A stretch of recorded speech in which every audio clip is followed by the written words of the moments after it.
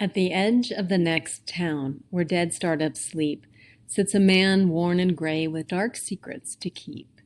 His name is the Techler from the dot-com boom's peak, and he'll tell you the things that the billionaires won't speak. There stands now a wall, towering and tall, that nobody climbs over, no, nobody at all. Why the web world, once so open, so free and so bright, is now locked behind gates, sealed very tight. "Sit down," said the Techler, "I'll tell you the tale of the web world that once let all dreamers set sail. It started," he said, "with a genius named Tim Berners-Lee. He discovered this world and he gave access for free." "Come, explore this new world," Tim said with delight. "There's room for everyone all day and all night." So Steve, a young pioneer, had an idea for this world, a really big dream. He dialed up Hewlett-Packard, impossible now, it would seem. He asked for the founder, as bold as can be, and you know what happened? Mr. Hewlett answered for free. No gatekeepers stopping, no assistants who screen, no payments required or walls in between. "Come in," said the founder, his arms open wide. "I'll show you these wonders. Come, step inside.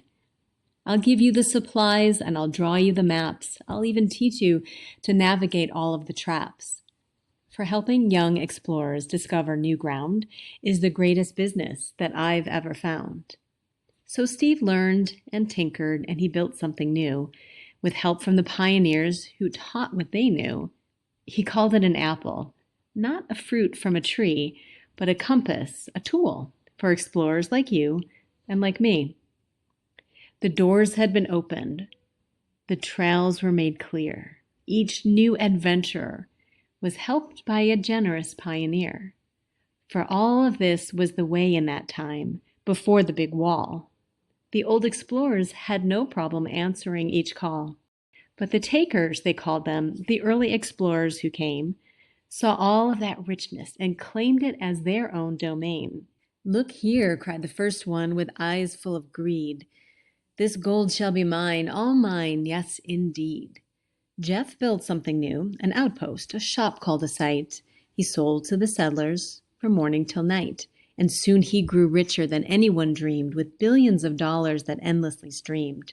"But wait," called Bill, "there's plenty for me." He trekked through the web so wild and so free. With help from a guide who had charted the ways, he too made his billions in just a few days.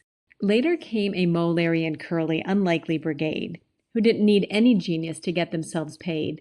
They just used spare rooms from anyone at all, claiming it's totally safe than dropping every safety ball. Then something happened. Greed grew like a mold. The takers grew fearful. "There's too many," they told.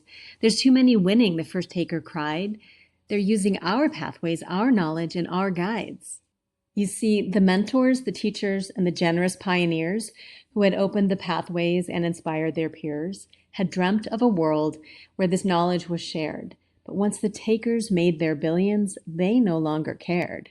"I'm the Oracle," one boasted with fierce self-conviction. "I'm the Amazon," said another, claiming his massive dominion. "I'll rebrand the genius of Tesla," another said with a sneer. "The younger generation will never know of Nikola. Never fear." "We must," said a taker, "protect what we've founded." Those standing behind them were shocked and astounded. Wait, the web world opportunities were meant for us all. But the takers acted like gods who could never fall. They forgot nervous Steve calling on that fateful day. They forgot how kind-hearted Mr. Hewlett helped pave his way. They forgot all of the mentors who personally answered their calls. And so they decided instead to build up the walls. Build walls, they all agreed with terrible glee, so that nobody else can have the wealth except for you and for me. We'll max it at 4 or 5, maybe 6, okay, 10. But no more, that's final, no more after then. No longer, said the takers, will we answer the phones. We must ignore bright young minds that approach close to our thrones. No more will we share any of our ways. No more will we teach like they did in old days. Unless they have good ideas that we can take for our own, then we'll schedule a meeting and put on a kind tone. We'll smile as they share all their hopes and their plans. then build it without them, with our money and our brands. So they built, yes, they built, oh, they built up this wall, great barriers of entry that blocked out them all. And if you were a girl, oh, well, the wall grew more tall. They'd make sure that women had no chance at all. They denied outside contact and locked every door, then paraded their riches while others stayed poor. Then they lobbied and lawyered with tricks and deceit, ensuring that no one else could ever compete or access that wild web world where they'd started from scratch, where helping hands gave them their very first chance. And the poor, they scraped, they saved, and they struggled, but the walls were too high and their voices were muzzled. With tolls and with fees and with licenses locked, the takers grew richer with wealth that they stocked. They took advantage of workers who fulfilled their commands, who created and executed each of their new phony brands. Your data, they cried, is worth billions. It's great metrics. But you get nothing, no payment, no credits. So the poor grew poorer and the rich richer yet, and the wall around the web world set like cement. We're too important, they said, and busy, you see, too genius to give away the secrets that we got for free. And that, said the Tekler, his voice growing thin, is how the big wall keeps the takers within, or rather keep out all the dreamers who might have built something wondrous and shining and bright. But surely, I said, there's a way to break through a crack in the wall, something someone could do. The Tekler sat silent for 2 minutes, or 3, then pointed one finger directly at me. The wall, he said softly, was built stone by stone, by takers who forgot they wouldn't have succeeded alone, by people who'd gotten a hand up before but slammed shut, locked up, and bolted that door.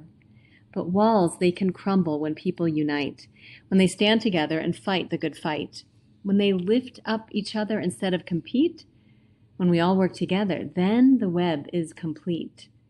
Life isn't a ladder you climb rung by rung. It's a web of connections you've built one by one. So he reached in his pocket and he pulled out a seed. This is for you, he said. It's all that you'll need. Don't feed them your clicks. Don't give them your time. Don't buy what they're selling or pay them a dime. Invest in yourself. You too can do great things. Don't let them diminish your worth or clip your vast wings. For the web world was made for the many, not few, and its magic returns when we share. This is true. So I took the small seed and I gave it a name, reminding me that we're all the same. And I knew in that moment what I had to do, plant connection with others and share this with you. I named the seed Freedom. I water with care, and I invite you to join me, to explore if you dare. Freedom from manipulation, freedom from control, freedom from forced addictions that swallow you whole, freedom to think for yourself, to create and to thrive, freedom to live in peace together, to truly be alive.